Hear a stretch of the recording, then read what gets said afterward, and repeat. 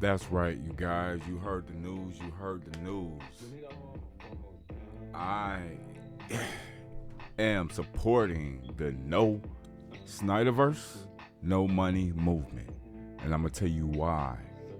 And if you're a Snyder fan, a dedicated Snyder fan, you should have the opportunity to support this movement as well. Now, if you want to support James Gunn, that's cool, but he's going to take DC downhill. He's going to take it downhill. And they've been going downhill. And I have the stacks to prove it. Um, but this video is about the hashtag support the Snyderverse, the Snyderverse movement, no Snyderverse, no money movement. Um, you seen it all on Twitter. I support it. But I'm gonna give James Gunn a chance in case if Zack Snyder don't want to do it. I'm gonna give him a chance, but those movies look garbage, man. Like, who the fuck is excited by Blue Beetle? Like, creature commandos. Like, what the fuck is that? Waller, the Authority. Like, those sound like mediocre characters. But I just want to give you the stats because a lot of people out there saying, "Oh, Zack Snyder's box office didn't do good," but we have the stacks right here. We have the stacks. Even if you go by Superman Returns, that made under 400 million, and the budget was probably 400 million because the production budget was 270 million, and this movie, I would say, probably cost probably like 450 million because I remember there was no YouTube at this time. YouTube was just now getting off the ground. People was starting to use cell phones a lot. Back in 2006. Yup. So this movie flopped big time. I remember seeing marketing at the mall. Every fast food restaurant had marketing deals. McDonald's, Pizza Hut, Burger King, Taco Bell, you name them, they all had marketing for Superman Returns. And look what it got. It couldn't even make $400 million. So that movie flopped, of course. So after we got the Dark Knight trilogy, people got with Warner Brothers got with Zack Snyder and Christopher Nolan as a producer on Man of Steel. Now look at this, folks. A lot of people saying Man of Steel didn't do well. But look at this, folks. Look at the numbers. We could arguably say 100 million goes to marketing, right? But look at the production budget. The production budget was $225 million, same as Black Adam. But this was worth more back then, of course. Just look at this: 225 million. And it pretty much, we could arguably say 100 million in marketing. So we could say 350 with marketing. The movie doubled in profit. I mean, they synced a return in profit, like a 50% return. So a lot of people saying Zack Snyder's Man of Steel didn't do good. It made a profit. Look at the budget. Look at the budget from Superman Returns. And look at the budget for Man of Steel. Man of Steel profited. It was a success. Maybe not the success that they hoped for, but I know it was way better than Superman Returns. I mean, the numbers is right here. Superman Returns almost costed $400 million. Because like I said, I remember this thing was like everywhere, and I didn't see this at the theater. I actually seen it when Blockbuster was going out of business. But it's a reason why it flopped. Like, this thing was on a lot of commercials and everything. The movie sucked. It sucked. Man of Steel, even if you look at the domestic box office, did almost 100 million better. Almost doubled internationally. So the movie profited. I don't know what everybody's talking about that it didn't profit. It profited. We have the numbers right here. Everybody criticized BVS. BBS profited. It was a 250 production budget, and you could arguably say 100 in marketing, or even 150 in marketing. You know, it still doubled in profit, if you want to say that. This thing almost made $900, and this is the theatrical cut, which I didn't like.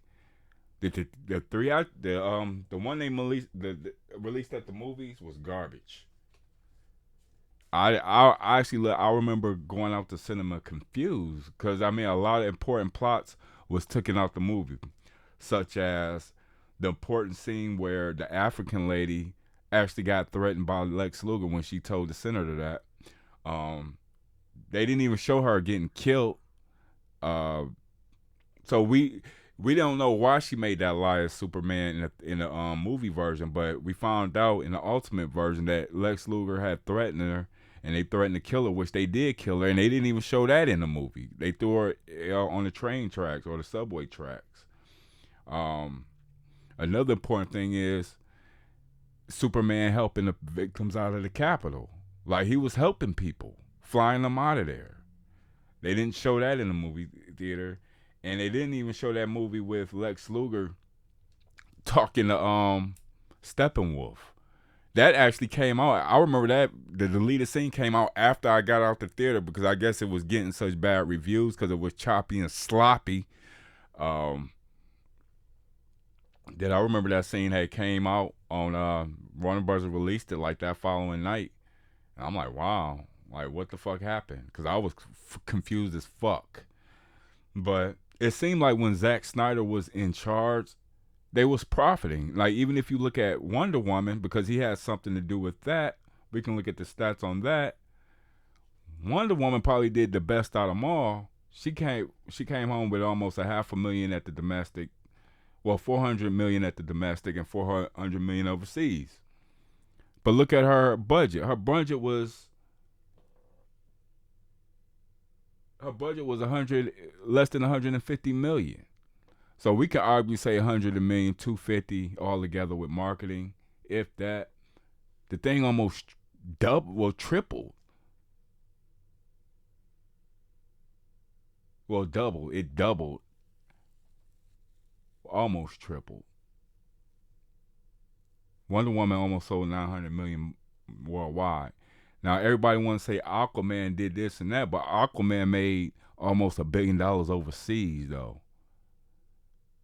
Aquaman only made 355 domestic, which is average. So did it really succeed?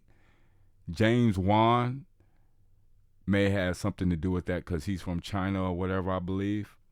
So that movie almost made $1 billion on its own overseas. But 355, that's average. That's pretty much average. But what's curious is when DC started to go, they started to catch up with Marvel. This is where they started to fuck up. Because right here with Justice League, you can see the domestic numbers are going down. And this movie, the budget's not there because it probably cost them almost $600 million to make. Because they reshot the fucking movie. And we was told as the public that Joss Whedon was coming in to finishing up reshoots that Zack had already did. They ended up shooting the whole fucking movie.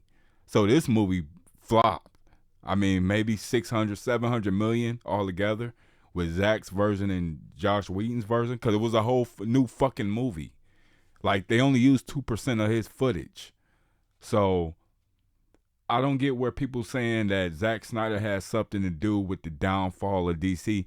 DC has something to do with the downfall with DC, and that's why they're in this position that they're in. And as you can see by the box office number, they just keep going down and down and down. Wonder Woman 1984, they wanted to make that. They told Patty Jenkins they didn't want the dark tone. They wanted to be like Marvel, and look what happened. Boom, 46 million. That's a hell of a jump from 400 million to only 46 million. And this was what, December 2020? So the pandemic, I don't know. A lot of people try to blame the pandemic, but Spider-Man No Way Home was during the pandemic. You can't blame that. The fact of the matter is, it was a whack movie with a whack script, and they tried to be like Marvel. They didn't want to go the dark route. It just seems like, based on these numbers, when they was in Zack Snyder's hands, they was making a profit. When they went colorful and bright, like what James Gunn is finna do, they went down. Like, this shit is right here. Wonder Woman 1984. That's Shazam numbers. But that shit did better than Shazam. So, that's why I support the no Snyderverse, no money movement. And if you guys are stick to your guns, because we are the consumers. You have to put the pressure on DC to give Snyder his vision back, or we won't go to the box office. I mean, I will go just to review it, but, support the no Snyderverse, no money movement. If you truly want the Snyderverse, the only way you're going to get it is you stick to your guns, not to James Gunn. Stick to your guns. And eventually we will prevail. Why? Because we got the Snyder Cut.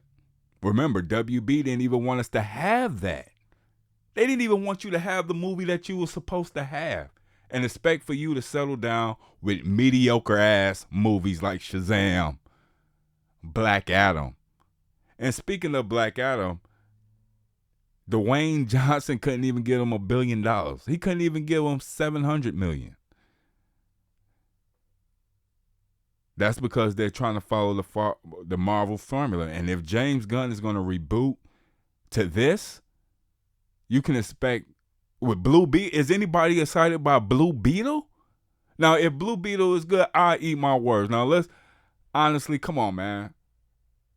What is the chances of that movie competing against Snyder or Nolan's movies? Hell, even Matt Reeves' movie, even though I didn't like the Batman, but shit. What is the chances of that movie competing against Zack? What is the chances of that movie competing against Christopher Nolan? Based on this chart right here, and I think I'm going to do another video, but it seemed like they was in good hands when Nolan and Zack was in charge. 800, 600 million range, but they was doubling in profit. So, I don't know. Support the no Snyderverse, no money movement. Hashtag it. Like this video. Share this video on Twitter. Share it with all your friends. And let's get to 500 subscribers. Like, share, comment, and subscribe. And let me know what you think. Do you think James Gunn can revive the DCU? Because I don't think he can. Creature Commandos? What the fuck is that? The Authority? Blue Beetle? Restore the fucking Snyderverse. No Snyderverse, no money. Hashtag that. Like, share, comment, and share your thoughts. Peace.